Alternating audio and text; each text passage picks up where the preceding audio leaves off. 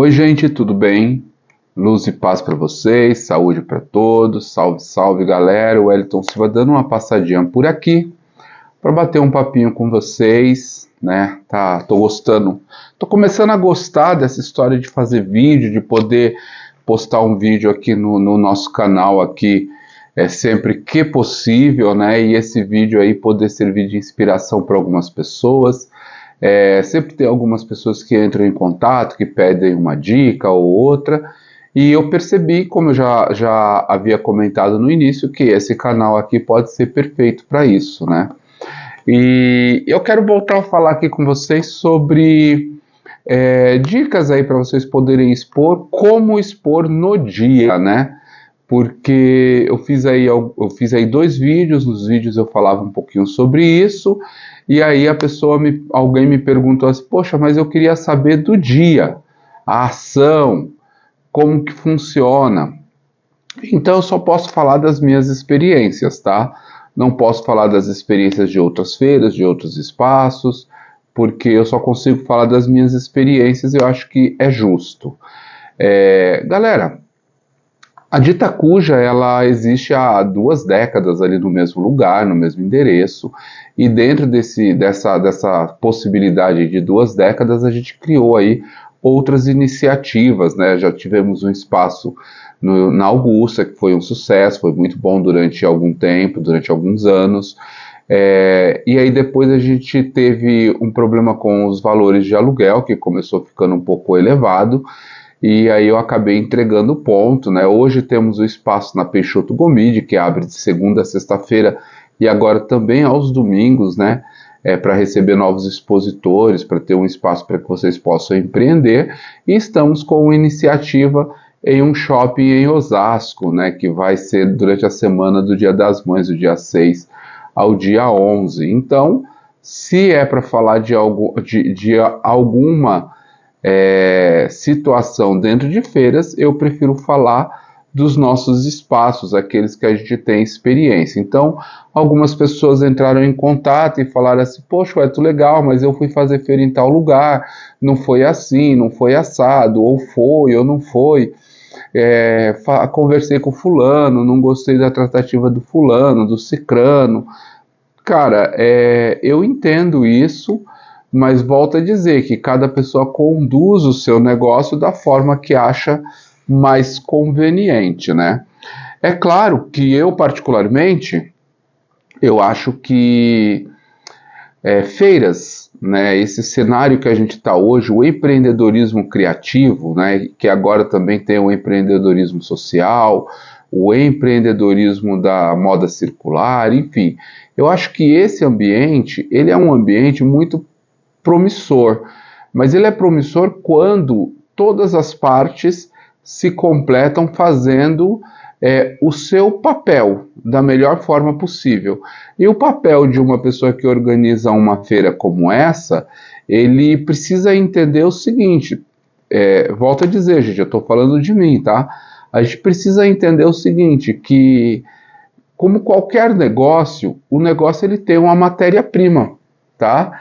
Então, qualquer negócio tem lá a sua matéria-prima.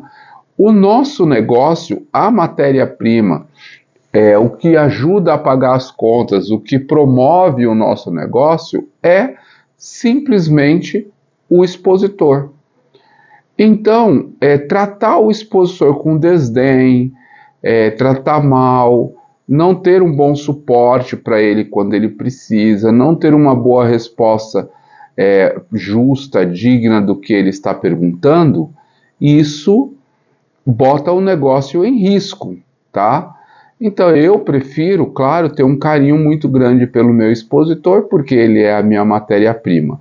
Assim como eu tenho certeza que o cara que faz um artesanato, ele tem um carinho muito bom, muito grande também pela matéria-prima dele, assim como uma pessoa que faz uma revenda de uma mercadoria, ele tem um carinho também pela matéria-prima dele, seja ela qual for, tá? Fato é que na Dita Cuja, a minha matéria-prima são pessoas, são seres humanos, são empreendedores, são famílias, são amigos, sabe? Às vezes um casal de namorados se junta para de repente começar a empreender. E ele tem um sonho, ele tem uma expectativa, ele quer começar a vida dele não sendo assalariado, começar a vida adulta dele não sendo assalariado, mas sendo um empreendedor. Ele tem um sonho, uma expectativa, e nós precisamos trabalhar para que esse sonho não morra, né? Para que esse sonho seja palpável. E ele é palpável, tá? Empreender é uma coisa perfeitamente possível em qualquer lugar do mundo e também no Brasil. Então é uma coisa perfeitamente possível.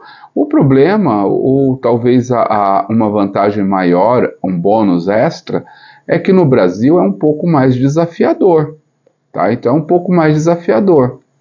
Então, por causa disso, é interessante você que está começando a empreender, você ter algumas dicas, ter pessoas com um pouco mais de experiência que possa te passar algumas alternativas, sabe? Você poder ler bons livros, eleger tutores. Quando eu digo eleger tutores, eu não estou falando para você sair fazendo todo tipo de curso online que existe por aí, não, tá? Pega um bom livro, leia, estude, veja o que algumas pessoas passaram para chegar onde chegaram, perceba as pessoas que você admira, os negócios que você admira, que você viu ser construído aí no seu processo evolutivo, né? Então vê os negócios que você admira e comece a ler sobre o assunto, entenda quais foram os perrengues que essas pessoas passaram, porque ninguém começa a empreender e já é um sucesso logo de imediato, tá? Algumas pessoas quebram inúmeras e inúmeras vezes, tá bom? A de Itacuja mesmo, eu sempre falo para vocês que nós estamos há 2 décadas na Praça Benedito Calixto, o que é verdade, tá? Mas nesse processo de 2 décadas nós tivemos muitos perrengues mesmo. Sabe, a de Itacuja ela começou por um acaso, e ao longo dos anos eu fui descobrindo a inspiração que já existia, até pelo meu jeito de ser, eu fui descobrindo a inspiração que já existia, tá, para lidar com pessoas, para lidar com empreendedores, e essa inspiração ela foi se tornando cada dia mais forte, mais latente, ela foi dando, como se diz, ela foi moldando a minha personalidade, foi moldando o meu jeito de ser. Eu vou dar um exemplo para vocês. Quando a gente entregou o espaço da Rua Augusta, muita gente, alguns expositores, né, ficaram muito incomodados com isso, porque eles ganhavam muito naquele espaço, sabe? Tem expositor que às vezes está numa feira e ele vende muito, ele já passou de nível, né? E aí ele tem uma demanda muito boa, ele tem um retorno muito bom, ele realmente vende muito bem, né? Mas aí quando você começa a olhar para trás, você começa a ver, para trás do espaço físico, você começa a ver que alguns outros expositores estão ralando para manter o aluguel. Eles não estão ganhando, eles estão sobrevivendo, e às vezes sobrevivendo muito mal mesmo. Então, por conta de tudo isso, a gente foi observando isso e a gente foi quando eu decidi que não era vantagem manter aquele espaço. Porque se você trabalha num espaço para que 1, 2, 3 pessoas, 4, 5 pessoas tenha retorno e 20 pessoas não tenha, acaba que essas 20 pessoas estão trabalhando para essas 4. E aí a pessoa tem que começar a entender esse tipo de coisa. E o expositor, ele vira para mim às vezes e fala assim, mas Wellington, a mesma oportunidade que eu tenho, o fulano também tem. Ele não vende porque o produto dele é ruim, ele não vende porque ele não está no lugar, ele não vende porque ele não é tão esforçado quanto eu. E eu concordo. Eu não vou dizer para vocês que eu não concordo. Então, por isso, eu estou falando aí de dicas, né, para você se comportar melhor na sua feira, no espaço que você está fazendo. Eu concordo. Só que eu também entendo o seguinte, que é diferente uma pessoa que tem um negócio há 20 anos de uma pessoa que está começando o negócio há alguns meses. Essa pessoa que está começando há alguns meses, ela ainda não teve as experiências que alguém que trabalha há 20 anos no mesmo formato tem. Então ela ainda não teve os mesmos sabores ou dissabores. Então, por causa disso, eu concordo que realmente a pessoa precisa se esforçar um pouquinho mais. Vou dar um exemplo para vocês, tá? Quando você for fazer uma feira, você presta um pouquinho de atenção onde que é essa feira. Se essa feira acontece, por exemplo, em um lugar que tem uma parede, e você vai montar o teu stand, aí você leva uma mesa, você monta a mesa, põe uma cadeira atrás e senta e recebe lá o seu cliente. Ok, esse é o formato que parece mais fácil, mais confortável, tá? Eu sempre recomendo ao expositor fazer justamente o oposto. Ele não usar a cadeira, ele encosta a mesa dele no canto e ele recebe o cliente de pé. Ele recebe o cliente no espaço dele. Se for possível e tiver uma parede, ele leva um aramado. Sabe, aquelas gradinhas, leva um aramado, coloca algum produto exposto no olhar do cliente, sabe? De uma forma que o cliente de frente consiga ver o seu produto. A mesa é boa quando você está começando, mas ela é muito horizontal. E por ela ser muito horizontal, a pessoa ela é obrigada a baixar para poder olhar, e na maioria das vezes ela passa reto, porque o ser humano ele tem um campo de visão adequado. Então ele passa reto, ele não vê aquilo, ou quando ele vê, ele não tem nada que convida ele a olhar. Sabe? Então monta dessa forma, e se você conseguir se posicionar de alguma outra forma para atender o seu cliente, ótimo. Se você não conseguir, não vai necessariamente atrás de uma cadeira, tira algumas horas durante o dia para descansar as pernas, para sentar e coisa e tal, mas não que isso seja todo o dia, toda a sua ação, sabe? Não que seja toda a sua ação. Então, como eu falei, né, eu gosto de usar as referências que eu tenho para não correr o risco de falar do trabalho de outra pessoa e acabar prejudicando alguém, né? Então a minha dica seria essa, uma das dicas, tá? Não se posiciona atrás. Pensa como você gostaria de ser atendida ou atendido quando você vai a uma feira. Pensa de como você gostaria de estar olhando o produto quando você vai a um espaço como esse. E você tenta replicar isso para o seu cliente. Como eu já falei, né, a fórmula mais interessante que eu acho é o giz. Faz um quadrado no chão antes de você ir para a feira e treina nesse quadrado. Treina. Pelo menos você que está começando. Quem já tem 20 anos de cena, tira de letra, tá? Mas você que está começando, treina dessa forma.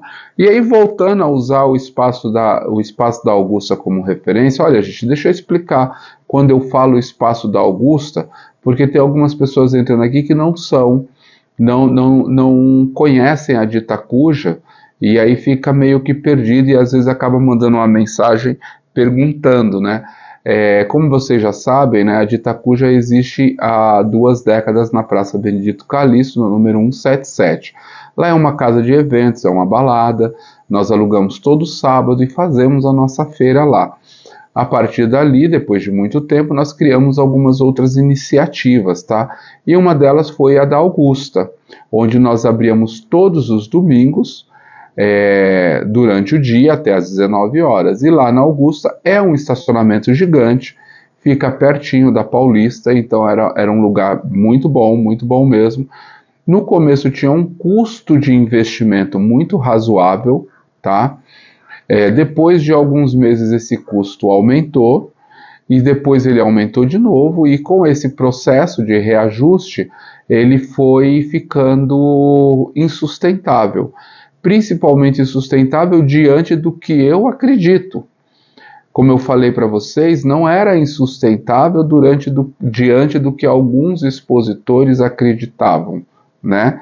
Mas diante do que eu acredito. Se vocês seguem a gente no Instagram, Feirinha de Itacuja, vocês já devem ter ouvido lá em algum momento, visto um vídeo ou outro, que eu simplesmente critico demais as feiras que estão aparecendo, porque são muito caras, tá? Então eu critico demais essas feiras. Eu falo, cara, não dá para o cenário. O cenário tem que se regular para baixo, ele não pode se regular para cima, né? Então critico muito, né? E o nosso espaço ele começou a seguir um caminho que ele estava se regulando para cima. Quando a Ditacuja nasceu da ideia de jogar o cenário para baixo para que todas as pessoas tivessem acesso. E aí eu recebia constantemente um grupo de expositores, como eu já falei, que já está há muito tempo no cenário. E aí esses expositores, eles olhavam alguns produtos que estavam começando e falavam, olha, a gente está caindo hoje, gente, na cilada da curadoria, tá? Então eu recebo muito comentário, e a curadoria isso, a curadoria aquilo, como que é a curadoria do fulano, a curadoria do cicrano, e aí certa vez eu fiz um comentário bem para uma pessoa, falei, a curadoria, enfim, um comentário que não foi muito legal, mas eu fiz o comentário, falei, olha, uma feira grande, como o nosso caso, não tem essa história de curadoria. A curadoria ela acontece à medida do que o expositor ele é fixo. Quando o expositor ele é fixo, quando é uma feira que acontece todo dia no mesmo lugar, esse expositor ele vai se alinhando com o público que vai frequentando essa feira. Esse expositor vai melhorando o produto dele, porque se ele quer continuar no mercado, ele percebe que o cliente dele não está procurando aquele produto que ele tem.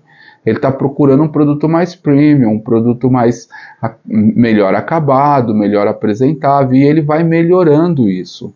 Quando ele encontra uma barreira e ele percebe que não dá para melhorar, automaticamente ele mesmo vai pausar, vai sair por um tempo até que o trabalho dele ele perceba que está melhor e aí ele retorna. Então, agora você, dono de feira, selecionar um produto e falar, olha, esse serve para minha feira e esse não serve, você tem que entender que você está tornando a sua feira uma feira elitista. E tudo bem, se essa for a sua proposta, tudo bem, não tem problema. Mas tem muitas feiras que já são assim, então de repente não é não é o propósito que você começou, então não tem por que você seguir esse caminho, tá? Mas pode acontecer. Então você está tornando a sua feira muito elitista. E na Ditacuja da Augusta, aconteciam situações assim de expositores olharem outros expositores e falarem assim, aquele expositor não devia estar aqui, Wellington, aqui é um espaço para um produto mais legal, para um produto melhor, ou tem que colocar eles lá para o fundo, ou tem que colocar os mais bonitos, os mais legais na frente, para atrair o cliente, coisa e tal. E eu concordo que a pessoa fale que tem que fazer ação A, B ou C para atrair o cliente. Quando isso é realmente o que a pessoa está pensando, né? Mas quando a pessoa está falando isso, usando isso como argumento, mas falando esse tipo de coisa só para colocar o expositor para o fundo, para esconder o produto do cara, aí eu realmente fico incomodado. Então, é importante a pessoa que organiza a feira, ela ter essa sensibilidade, perceber que algumas pessoas precisam de tempo para maturação, para o produto dele melhorar. Mas o expositor também precisa entender que às vezes o organizador da feira, ele precisa... ele está te dando alguns toques, algumas dicas para que você possa melhorar, para que você possa ficar num lugar bem legal, para que o seu produto possa ser melhor aproveitado. Desculpa, mas que você também, expositor, né, tem que fazer a sua parte. Tem que começar a perceber que o seu produto, para ser vendido, para ter um valor agregado, ele tem que melhorar em alguns pontos, tá? Então, pensando nisso, é que eu estou dando a dica do stand, não dos produtos, mas do stand, do espaço, de onde você vai montar. Então, quando você montar, não importa se você está na porta da galeria ou no fundo da galeria, não importa se você está na frente ou no fundo. O importante é que o organizador, ele sempre vai trabalhar, pelo menos deveria, é assim na Ditacuja, para fazer com que o cliente transite em todos os espaços. Uma feira legal é uma feira que faz com que a pessoa frequente todos os espaços. E se a pessoa frequenta todos os espaços, então em algum momento ela vai ver o teu produto. Não importa onde você esteja montado, tá? Ela vai ver. Quando ela ver o teu produto, você tem que estar preparado para recebê-la. E quando eu digo preparado para recebê-la, é preparado com o seu melhor discurso, com a sua melhor apresentação, com o seu melhor momento de atendimento, sabe? Com o conhecimento necessário do seu produto. Às vezes é comum o expositor trazer vendedor, né?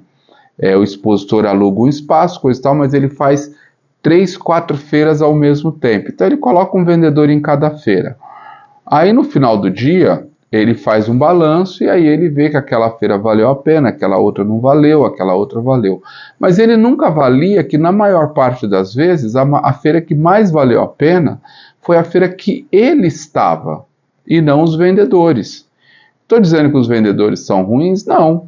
Estou dizendo que ninguém conhece melhor o teu produto do que você mesmo.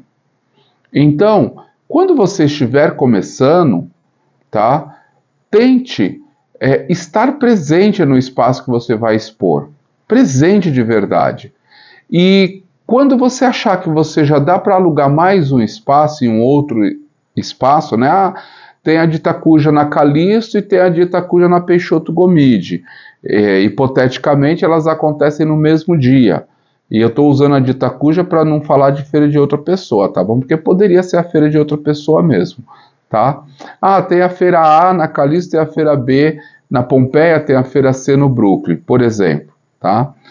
Então eu vou pegar um stand em cada uma delas e vou colocar 2 vendedores e vou ficar em uma delas, ou até mesmo 3 vendedores e vou ficar em casa produzindo. Quando você achar que o teu stand, que o teu negócio, que o teu produto já cresceu o suficiente para você alugar mais um espaço em um outro endereço, a minha dica é, não alugue, espere mais um pouco, espere o segundo, o terceiro, talvez o quarto momento. Quando chegar no quarto momento, aí você aluga. Porque é preferível você manter o seu faturamento seguro, estável, equilibrado durante mais tempo do que você partir para um crescimento do seu negócio que você acredita que está na hora dele crescer, evoluindo, tendo mais um endereço, mais um CEP, e você acredita que é o momento. Então é preferível você manter estável, seguro, na mesma margem, do que de repente você vir aqui e falar, opa, agora é o momento, vou para ali, e aí de lá você percebe que você veio para cá, ó. Até sumiu. Você veio para cá, ó, tá? Então, segure por mais tempo. Sempre segure por um pouquinho mais de tempo, tá? E aí sim, quando você vai sentir o time ideal de você ampliar. Aí quando você sentir esse time ideal de você ampliar, antes de você ampliar, tente dar treinamento. Pegue um vendedor, não pegue 3, 4 espaços ao mesmo tempo. Pegue um vendedor, coloque para trabalhar junto com você, sabe? Para participar junto com você durante algumas edições, talvez mais do que algumas edições, porque a pessoa faz assim, vou levar o vendedor para trabalhar comigo um dia, ele já está pronto. Não, ele não está pronto. Você faz aquilo há 5, 10, 15 anos e às vezes não está pronto. Por que o vendedor vai trabalhar um dia com você e vai estar pronto? Não, ele não vai estar pronto. Não vai, tá? Então, coloque ele para trabalhar com você algumas edições. Quando você achar que ele está pronto, você faz mais algumas edições e aí no terceiro momento você começa a soltar ele. Então, gente, de todas as dicas que eu venho dando aí nesses últimos 2 vídeos e agora com esse o terceiro, percebe que as dicas, elas nem sempre são milagrosas, são sempre trabalhosas, tá? Trabalhosas. Então, assim, monte o teu stand, na feira que você for fazer. Tente se posicionar sempre à frente do cliente e do stand, mas não atrás do stand. Tente estar olho no olho com o cliente, porque o cliente gosta de ser tratado olho no olho. Houve um momento em que o cliente ele não queria ser abordado. Eu escuto muito expositor falar assim, eu gosto de deixar o meu cliente à vontade. Eu acho o seguinte, quando eu saio de casa, eu saio com uma meta de faturamento, uma meta de vendas, tá? Estou falando do vendedor, ele sai com uma meta de vendas. Então, o que ele quer de verdade é bater essa meta de vendas. Então, assim, se você vira para mim e fala assim, eu gosto de deixar o cliente à vontade, você tem que acreditar e entender que você está deixando as suas vendas à sorte. E hoje em dia, isso não existe mais. Houve um tempo que você tirava pedido, o expositor tirava pedido. Feiras eram novidades, feiras existiam poucas, eventos alternativos como esses que tem hoje eram poucos. Hoje todo mundo faz feira. Gente, moda circular, tá? Vou dar um exemplo aí para vocês de moda circular. Eu fui numa loja esses dias, uma loja de grife aí. Fui numa loja de grife esses dias e nessa loja de grife que eu fui, tinha um espaço voltado para moda circular. E o que era esse espaço? Eram as roupas que foram devolvidas, porque a pessoa compra, leva para casa, chega lá, ficou pequena, então ela vai lá e devolve, troca por outra. Então eram as roupas que foram devolvidas, eram as roupas que de repente se encontraram com algum defeito, alguma mancha, alguma coisa. Enfim, era a roupa daquela própria loja que estava disponível naquele espaço. Então, se até as lojas de grife, as lojas conceituadas, estão considerando esse cenário de feiras, tá? Quanto mais nós que já somos dele. Então, tirar pedido hoje não existe. O que existe é vender. Quem tira pedido é Burger King, McDonald's e Habib's. Esses podem colocar um totem lá na frente do seu espaço, com várias fotos dos lanches. O cara escolhe a foto do lanche, põe ali o cartão e vai lá no balcão somente para retirar. Esse pode tirar pedido. A gente não, a gente vende, tá? Então, e quando eu digo a gente vende, a gente tem que criar estratégias para isso, tá bom? Bom, gente, luz e paz para vocês, gratidão a todos, curte, compartilha, se inscreve no canal, aciona o sininho, todas aquelas coisas que todo youtuber que não sou eu pede para vocês fazerem, eu também convido vocês a fazerem aqui. E se sobrou alguma dúvida, continua me mandando mensagem. Uma hora eu acabo fazendo um vídeo gigantesco aí para a gente bater mais papo e falar de tudo isso. Tá bom? Gratidão a todos, luz e paz.